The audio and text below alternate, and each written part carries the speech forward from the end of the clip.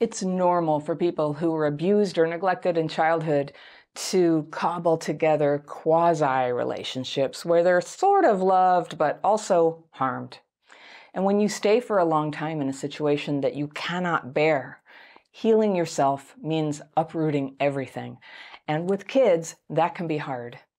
In this video, I respond to a letter from a mother who has raised her child with a man who sleeps with many other people. And now she has to face what it will take to free herself from the pain. And she writes, "Dear Anna, my question is about minimizing impact on me leaving a dysfunctional relationship on my 12-year-old daughter and helping her break the cycle of CPTSD behaviors I have learned from my mother, just as she'd learned from her mother." All right, I've got my fairy pencil. I'm going to circle things I want to come back to. Let's go through and see what's going on in Kate's life. She says, "I'm 36 and have CPTSD, which stems from physical and emotional abuse I experienced as a child. My mother herself has struggled with CPTSD, as she was physically and emotionally abused by her mother. She grew up feeling inadequate and abandoned, seeking fulfillment in codependent relationships, which ultimately brought out the worst in her, and in her agony, she lashed out at me and my sister, both physically and emotionally. In both of her failed marriages, I was at once her lifeboat and punching bag. When my sister was born, I was the babysitter and the marriage counselor. I learned at a young age that I had to be the strong one, to keep it together, and to take responsibility for things I knew very little about. Just like my mother, I didn't know what a good relationship feels like, apart from the romanticized notions that she would often project as expectations. I was fortunate to leave my home amidst the turmoil of her violent second divorce. Kate is saying she took her little sister on and she was her guardian. Wow. To this day, I've struggled with maintaining healthy boundaries with my codependent mother, who I think I love but cannot trust." All right. "My daughter's father naturally followed the all too familiar pattern. He was aloof, abusive, and codependent." A lot of people say codependent, and I honestly, it means so many things. I'm not sure what you mean, but let me read on. Maybe it will make more sense. "I had the good sense to leave him when my daughter was only 6 months old, as I did not want her to experience the level of abuse I did. I ran away from him, and after a few years of isolation, focusing on building a new life as a single mother in a new city and settling multiple custody battles initiated by my ex, I've met a loving partner that had showed me that relationship can be safe. It took me 9 years to realize that the safety is a rather low bar. We started out as friends and lovers, as I was very protective of my daughter. He was keen to enter my life, but as it turns out, on a part-time basis. Due to work and lifestyle for the first 5 to 6 years, we've been living together roughly every other week. He might be going to see his sister over the weekend, and I would go see my friends, or he might be at work or friends, a trip a couple times a month. It might sound odd, but to be honest, it suited me just fine. I was slowly coming out of emotional isolation and enjoyed time together just as I enjoyed time to myself. As friends, we would share aspirations, love of books, music, and travel. I found the love and support that we shared very healing. This might all sound ideal. What's the problem, you might ask? The problem is simple. When we began dating, he was open about being poly. And she means polyamorous, which means has multiple sex partners, and that's the deal. Over time, my boundaries evolved, and it was not acceptable for my partner to be seeing other women if he's living with me in particular, as he was keen on being stepfather to my daughter. He willingly abandoned his sexual pursuits with regard to other women, and as we were always open about who he was seeing and where, I believed him. About this same time, his exploration branched out into becoming bisexual, and so the boundary was adjusted whereby he would not pursue affairs with women, but men were okay, provided it was kept safe. As a friend, I've supported his growth, often at the expense of my self-esteem, which was a familiar pattern for me. 3 years ago, I insisted that I wanted to live together full-time, and he found a job closer to home and embraced family life. Building a strong relationship with my daughter and generally being the best partner and friend I could have hoped for. And yet the nagging feeling of not being enough, of waiting for the next time he decides to explore his newly found sexuality, was chipping away at me. Ultimately, it led to breakdown in communications, resentment and hurt on my part, and a desire to run away from the pain, mixed with the dread of imparting the same broken blueprint on my daughter. With the help of your channel, I was able to explain to him that I want to be monogamous. To him, I am the one, the love of his life, and he insists there's no threat to what we have built together and that it's merely sexual. To me, this doesn't hold water. I have explained that it hurts me. I acknowledge that I cannot ask him to stop exploring, quote unquote, and so I asked him to leave, as it seems clear that our definitions of a commitment are not the same. He has moved out, however, has been delaying telling my daughter we're separated and insists he would like to work on it. I don't see a way that this can be reconciled, and I know now that to heal my PTSD, I need to stop re-traumatizing myself. A lot of pencil marks here. I got a lot to say. All right, heartbroken over the loss of my best friend. My priority is my daughter. I believe we both deserve to be prioritized, but I recognize the role my partner played in giving her a better example of a father figure than her actual father. I'm torn between standing up for myself and inflicting hurt on her by breaking up what from her perspective has been a happy family. Please help me do right by my daughter. What's the best way to explain we're separating without going into unnecessary details? How can I minimize negative implications? If I honor my boundaries, there will be negative implications for her. We'll have to move house, her relationship with her stepfather will change, and most importantly, I'm worried that I will be imparting the same broken blueprint that I inherited. On the other hand, it gives me a chance to find a worthy partner and a truly supportive father figure. And that is from Kate. All right, Kate. So I'm glad you wrote to me. It's kind of turning into a theme here where people who have sort of, without their wholeheartedness, gotten into relationships with people who are polyamorous, who don't intend to be monogamous and aren't willing to, and then find that it feels terrible for them. And so that's, I can help you with that. Every time I take on this subject, I'll lose a whole bunch of subscribers. And you know what? I'm totally fine with that. Like if people are really into polyamory and want to come on here and fight with me, don't. Just go watch some channel that suits you. Because I don't agree that it's good. I feel that people get hurt. I fully realize that some people are such that they can do this and they don't care and it doesn't hurt them and tear them apart. And no matter how many times you tell me that with communication you can make it work, it's still, I mean, literally hundreds of people I have coached and helped from way back in my 12-step days of people who were basically gaslit into believing that they were being ridiculous, wanting and needing monogamy. It's not ridiculous if it's what you want. It's sacred. It's what you want. Like, do not compromise on this. And I've heard all the arguments. Well, then people just cheat and lie. Cheating and lying doesn't make it okay. It just, cheating and lying is bad too. All people who are in long-term committed relationships are forsaking others. That's the deal. That is the deal. We can't just go around doing anything we want. We can't just go eat off other people's plates or take their stuff out of their houses. And that's what it feels like to me when people are saying, well, with communication, you can just steal everybody's belongings and it's okay. But only people, when that's not what they really want, they will consent to let you steal all their stuff or sleep around because they have trauma wounds that are so strong, they don't have the strength to leave you. That's what it is. So I just want to say that strongly. It's my caveat. Like, I just don't want to argue with the poly people. Do whatever you want. Seriously, do whatever you want. But here I'm helping people who have attachment wounds to get out of this nightmare where they're in a poly thing that they don't want to be in.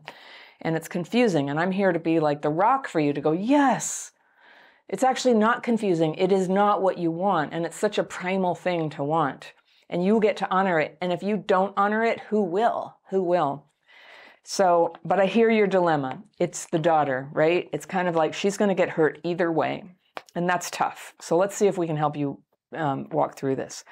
So when you told me about your background with being physically and emotionally abused by your mother, and she felt inadequate and abandoned, and she was having what you call codependent relationships. And I keep telling people, I never know what other people mean by that. But So I think what you mean is she was in relationships where she got treated like crap. She gave a lot more than she got back. That's not exactly my definition of codependency, but whatever. I think I get the idea. And in her agony, she lashed out at you and your sister, both physically and emotionally. So you have a lot of compassion for your mom, which is commendable, but you still get to be mad, about getting lashed out at and being with a mom with emotional instability, and being her lifeboat and punching bag. And then you were the babysitter and the marriage counselor. You were over-parentified. That's a lot to recover from. And I hope you get a chance to work on that in yourself, because it totally makes sense that your kid's father was abusive. And then you got into somebody where you conveniently decided not to have any needs. It's all about his needs. He needs to do this. You can't ask him not to do that, but you sacrificed what you need. And you're not the first person who's done that. And I think that when we have kids, we become very vulnerable, and I certainly did, to putting up with unacceptable things, because when you have a child, especially when they're very little, it can feel like you have no choice. It can be that you have no choice, in fact. But she's 12 now, so this is a crucial phase of development. She's big enough that you physically can support yourself. You physically can take care of her. You don't need somebody else to keep you safe and everything. So that's crucial. But she is at a totally vulnerable age, especially around father figures. And I hear you, you're very concerned about the ancestral thing. Your mother, you're forgiving her. She had this CPTSD.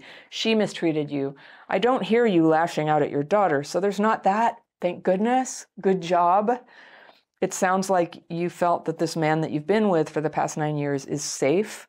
I'll tell you though, and I can't really explain why, but it's a red flag for me when people say relationship with no S. Showed me that relationship can be safe.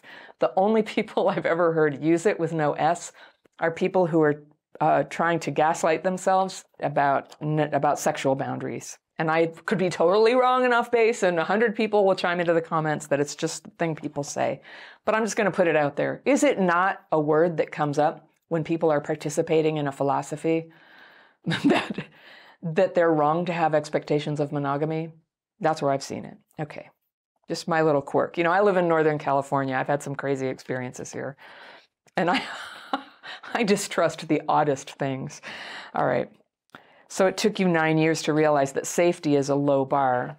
Well, good. So progress, right? Safe is good. Safe is good. And then I thought it was interesting, this thing where you guys had this period of years where he wasn't around a lot, presumably having relationships with other people and doing his thing. He didn't really want to live in a totally ensconced family. And that worked for you because you were sort of, recovering from all you'd been through before. And I get it. I get it. But then as you said, your boundaries evolved. And you wanted to live together. And that's okay. That's like real. To live together, to be committed to another person. It's a huge deal. Now, I had a lot of dysfunctional relationships in the past, and I've been married now for almost 11 years, together with my husband for about 16. And it's a huge adjustment to actually really be together with somebody. So anyway, I just want to say it makes sense to me that it was gradual for you. And also, I'm keenly aware that not every arrangement is good for kids, but I'm also very experienced in how sometimes we have to do the best we can. So I accept you, I just accept you. You were there, and you're becoming aware of needing something more. And I guess I just want to ask something here. I want to ask you to be more plain in your language about something, because you were just saying about this time, his exploration branched into becoming bisexual.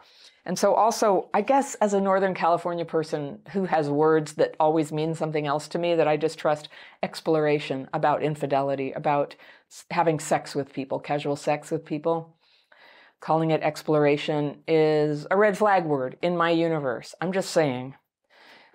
What is there to... it is what it is. It's having sex with people without commitment and not committing to anyone really, not monogamously anyway. I think that might be the word for what you do when you're a teenager. I don't know. So again, my opinion words about red flags. I guess what I'm trying to reach through the gaslighting that you've put yourself through, that this is okay, that you're just being selfish, that you're hurting your daughter if this is not okay with you. I'm just trying to get through and help you just be with the reality of where you are, good and bad. There's some pluses and there's some minuses. You've done some things incredibly well, like a genius, and you've done some things that were careless, trauma-driven, but careless. And here you are dealing with consequences. You're in my club, okay? This is what we do here. This is what we do. And undoing the damage is a painful couple of years. It's a painful couple of years. And I don't blame you at all that well, here, this is what I want to say. That he thinks this can be just great if you can just accept it because it's just sex. Well, I think it's a small percentage of humans who see sex that way, that it's something that can be completely isolated from family relationships and children and commitment and all the things that go with that, where you live, the money. Yes, it's a sacrifice of freedom. Yes, it is. And it's a gift. To have that a committed monogamous relationship, there's all kinds of flowers that spring up from this, that there is no other way to have them. I don't care what anybody says. There's no other way to have a certain kind of security and peace, but in this type of relationship. Now, I'm not fooling myself that just because a relationship is monogamous and committed, everything's hunky-dory. You could still have abuse inside such a relationship. I'm not trying to forgive that. Or make, some sort of distinction oh, but that's okay. No, it's not. But there's a certain kind of human freedom that comes, and I would say especially for those of us with attachment wounds, from just knowing your mate, your best friend, they've got you. They are with you. They're going to be with you when you're old. If they live long enough, they're going to be with you if you are in the hospital. They're going to be with you if you get dementia. They're going to be with you and deal with you even when you lash out and your CPTSD symptoms got all over the house and you messed up, and they're going to work things out with you. Now, that's a beautiful feeling. When two people are giving that to each other, it's amazing. And so for somebody like you or me who had such an unstable upbringing, it's a totally worthy thing to want. It's not only is it sort of like the norm. I got gaslit a lot in my life growing up where I did, that everything normal and the old way and monogamy and marriage, it's just a piece of paper. This is just a way that men control women. Not so, my fellow woman. Not so. It's how we make our own choices about the kind of life we want, about the kind of life that feels good and right for us and that allows us to flourish. So this guy, he sounds very clear about how he wants to be, but I just want to question when you said, I can't ask him not to do this. I don't know. I think you can ask. It sounds like the relationship has a lot of strong things about it. You can ask. You can make it conditional. You can do that. I just call out gaslighting there, that I can't ask a person to do that. Of course you can. Of course you can ask. He doesn't have to do it, but he might. I don't know. Have you asked? Have you asked, or have you surrendered all your power to express what you actually want? And to ask and say, look, I love you. You're now the father figure for my daughter. This can't work for me. Can we come together on this? And you can let all this other thing go with all the sex with other men. You can ask.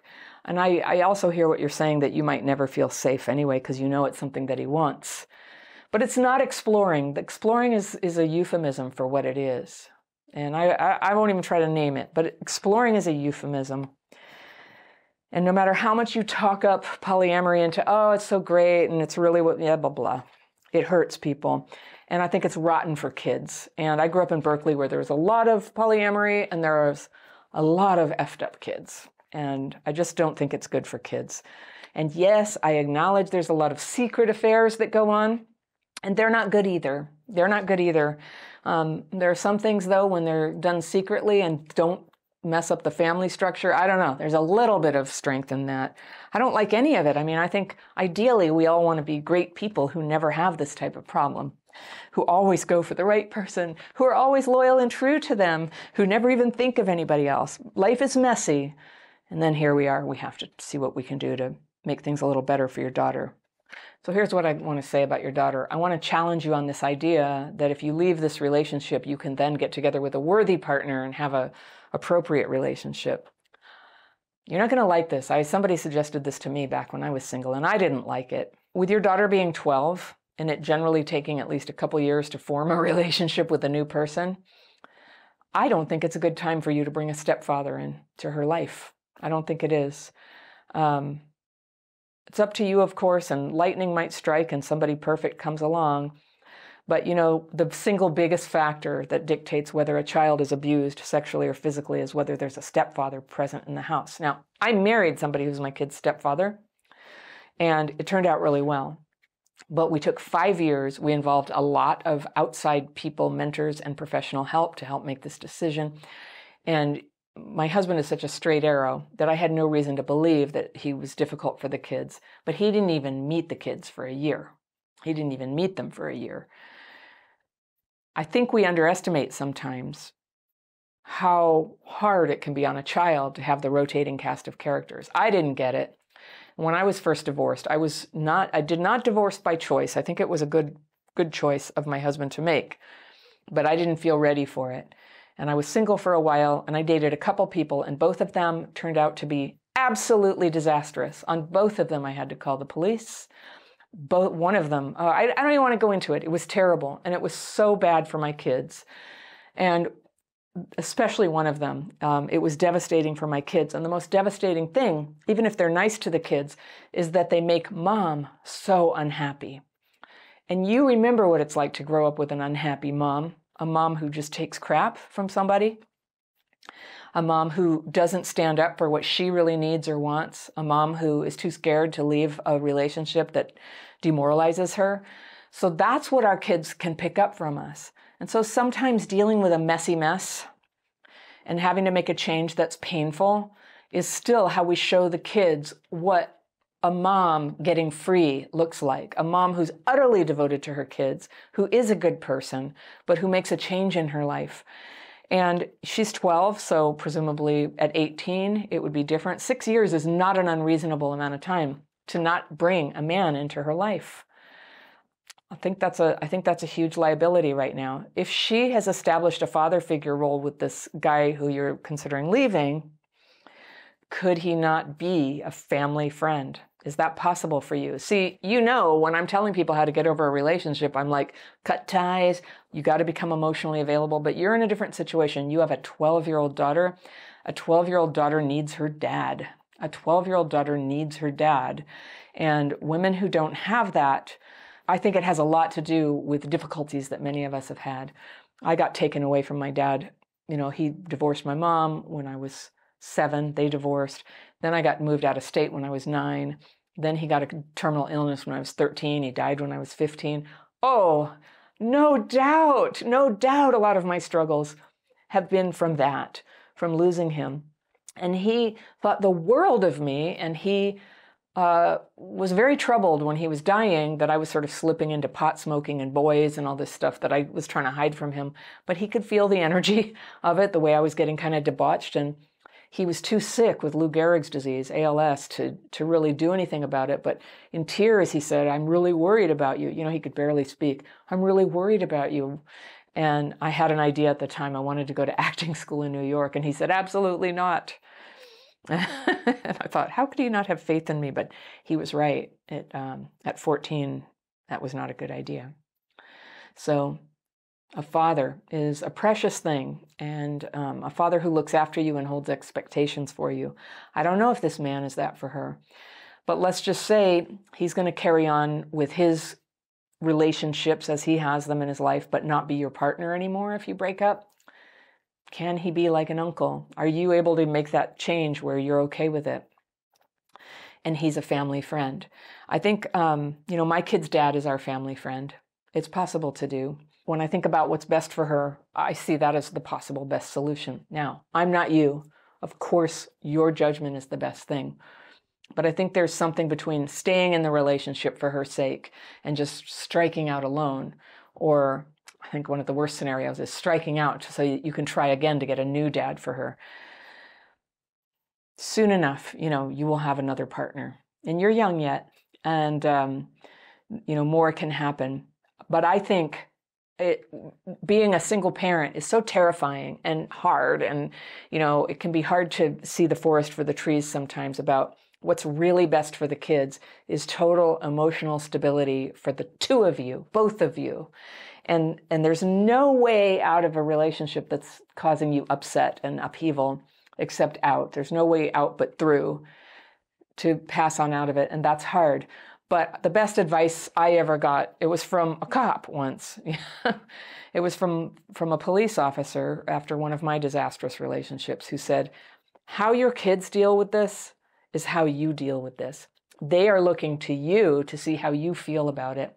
So for your daughter who's going to grow up into a woman, who's going to one day choose relationships, show her what it's like to have evolved boundaries and to be able to really, really act in a way that's in your best interest, loving towards others, but boundaried for self, and keeping your daughter in a really nice, harmonious home life where she is loved and has a lot of help to get through what's coming in her teen years.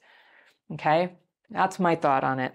So I'll leave you with that. And for anybody who is just finding that you get into relationships where your boundaries evolve, I invite you, take my dating quiz. I have a quiz that lists several ways that early trauma in your life may be affecting the way you choose relationships. There is a way to heal this.